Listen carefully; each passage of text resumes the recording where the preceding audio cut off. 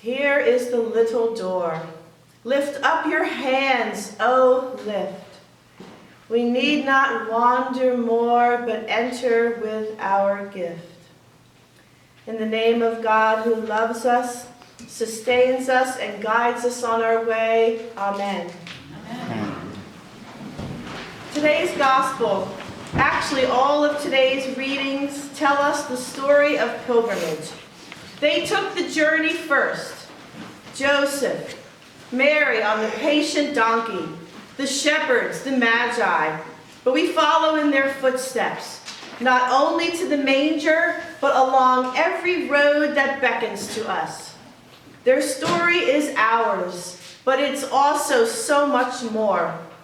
Every aspect of their journey builds the framework of what ours will look like, not as a guidebook, because each traveler has their own story, but as a model, a pattern.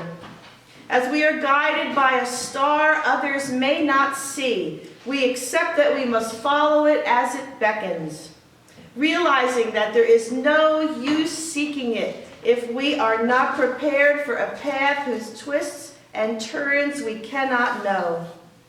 Our journeys open us to new and previously unrevealed places that somehow make us more ourselves than we ever were before, guiding us towards a destination of the heart that is the fulfillment of all our longings and changes us so deeply that the familiar road no longer leads home. Another way must be found. On New Year's Eve, my Facebook news feed was filled with friends who were letting the old year go as they watched and waited for the new year and the new decade to come. It is always popular at this time of year to make an accounting of what we love and hope to maintain about ourselves, as well as those things we'd like to change, those infamous New Year's resolutions. For me, this is a part of a deeper need, though, to pause and reflect. As I cling to the final fleeting moments of Christmastide, and I realize I have neither given away nor embraced its gifts as I hoped I would do.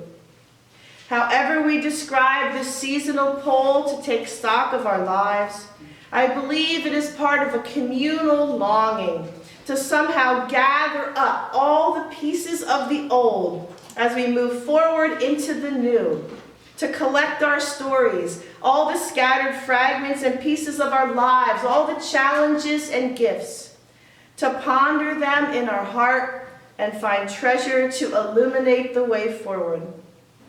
On Christmas Eve, the inside of our bulletin cover quoted a poem by Alvin Rice titled "Christmas is the Time of the Child" with these words: "Come to the stable on wings of the heart and kneel." And I invite us to do just that, to ponder how we might travel there, to embrace the journey in such a way that we will never again be the same. We are changed forever by all we encountered, all we saw and felt and heard, all we received and all we gave away. Author and United Methodist minister Jan Richardson has a breathtaking reflection called "A Blessing for Epiphany," and it challenges us to a closer look at this gospel we will hear on the doorstep of this feast day, bringing us as it does into the story as if we ourselves are there. And I'm using it as my guide. This story is so familiar and so beloved that we need every reminder to draw us in deeply enough that we remember it is intimately part of us. Its joys and challenges are ours. As Matthew's gospel invites us fully into the wonder of Epiphany, we realize anew that it is the season of revealing, of being pulled beyond all boundaries of time and space and human differences towards a spiritual pilgrimage where we too will meet God. as God reaches out towards humankind and humankind responds. Journey is at the heart of our Epiphany adventure, regardless of whether it is from a change of heart, a forced pilgrimage, or a mountaintop experience. Our journeys are windows into divine transformation, framed with amazement and love. We, like Mary and Joseph, who are surrounded by pilgrimage on all sides, like the wise men, these steadfast travelers from a faraway land and a different religion, cannot imagine the entire journey before beginning, or perhaps we would not take that crucial first step.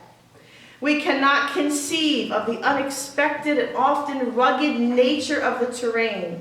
We are thrown off track by the road bumps that are speed bumps that are knit into the roadway as Janine knit them into my scarf for my own journey. We are not yet able to see both ease and hardship as blessing. As the road unfolds before us, our hearts grow larger and more open to the gifts along the way. But at the beginning, our faithfulness to the journey is all we can claim. To truly become who we are called to be often requires we leave everything familiar and comfortable, worthy as it all is, and travel to a place we have never been before, relying on the courage of others gone before us to gift us what we need for the journey. We, like them, will need more resources than any map can give us, need the invisible signposts of intuition and dream to tell us when to come and where to go. We'll need the strength of our beliefs to follow a star we recognize as blessed and see the wonders that shine along the way. And if we wonder how they arrived, are they exhausted, depleted from the rigors of their journey, overwhelmed with joy to see the thing they've come so far to witness? Where do we find ourselves in this? Our other readings today also speak to us in this language of journey, of being true in both hardship and blessing, as the faithful are gathered after untold trials and make their way home. From scattering to gathering, from weeping to consolation, Jeremiah provides encouragement for a time when those who are faithful to the journey will be led by another road to a place of fullness and blessing. Our Psalm 2 speaks of the pilgrim's way, of the longing to return, and the joy and peace that is found in the presence of God. And Paul could not say more clearly that the wise in our world still seek God, that we will see God with the eyes of our heart, and thus know the hope to which we are called. For in the seeking is the journey of the heart.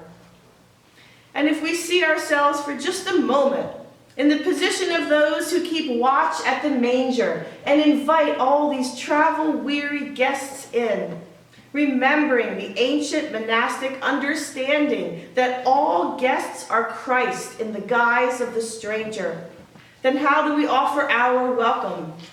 It is honest and real to admit that some guests can wear us out, and some are frankly unwelcome and even resented, staying way too long. But the heart-stretching nature of our journey reminds us that the gifts they bring contain lessons we need, lessons that lead us deeper to ourselves.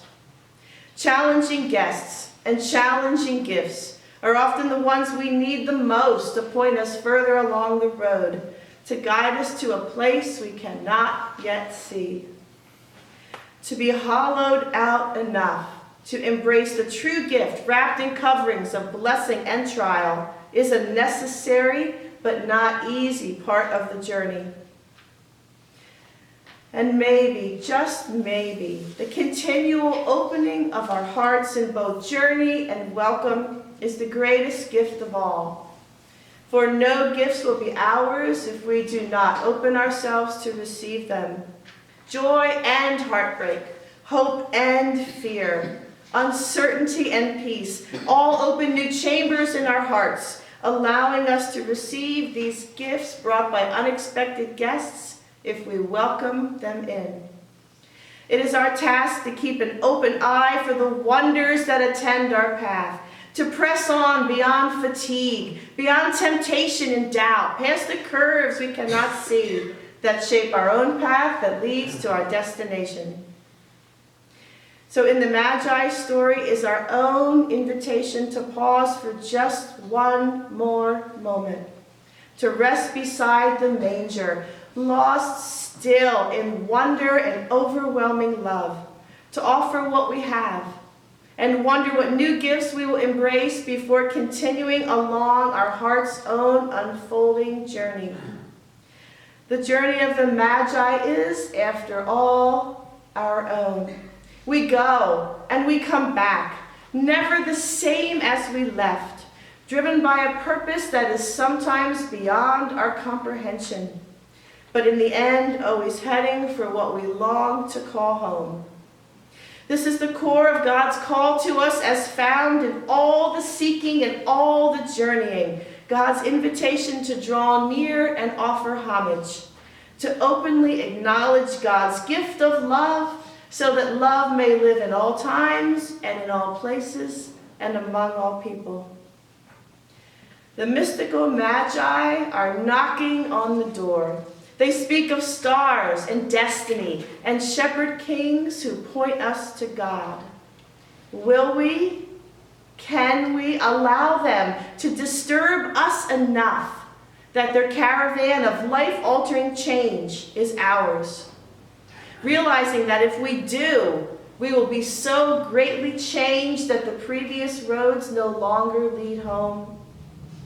To encounter the divine, to allow the journey to lead us to the little door where we too will enter and see God.